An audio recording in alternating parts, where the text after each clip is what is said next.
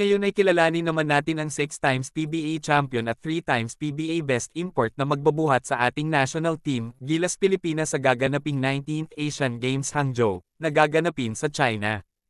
Si Justin Donte Brownlee ay isang naturalized player ng Gilas Pilipinas, ipinanganak noong April 23, 1998, edad 35, may taas na 6 feet 7 inches, position small forward. Power forward ay isang Filipino professional basketball player na huling naglaro para sa Barangay Ginebra San Miguel ng Philippine Basketball Association, PBA, nakapaglaro din ito sa NBA Summer League sa team ng New York Knicks.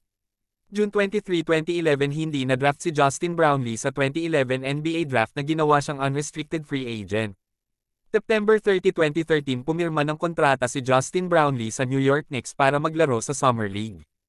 Erie Bayhawks. November 1, 2013, inallocate siya ng Knicks sa Erie Bayhawks team ng NBA Development League, at nag-average siya dito ng 13.8 points, 5.7 rebounds, 2.3 assists, at 1.4 steals per game sa buong regular season.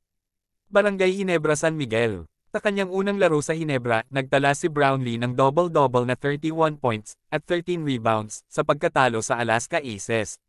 January 12, 2023 pinirmahan ng ating Pangulo bilang eligible si Brownlee to play for the Philippine National Basketball Team as a naturalized player under FIBA eligibility rules.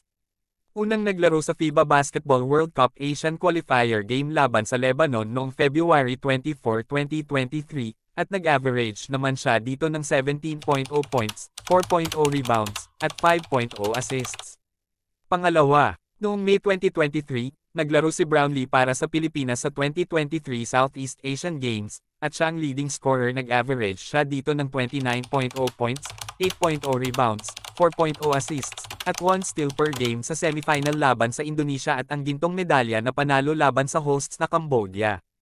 At ngayon ay muling nakasama sa Final 12 ng Gilas Pilipinas roster sa gaganaping Asian Games, kung saan una nilang makakalaban ang Bahrain September 26, Thailand September 28, at Jordan September 29. Kung sa tingin nyo ba na malaki ang maitutulong nito sa ating pangbansang kupunan ay i-comment sa ibaba. At kung may nais ka naman makilala na player ay i-comment mo din para magawa natin ang istorya sa susunod ko na video. Maraming salamat sa panonood.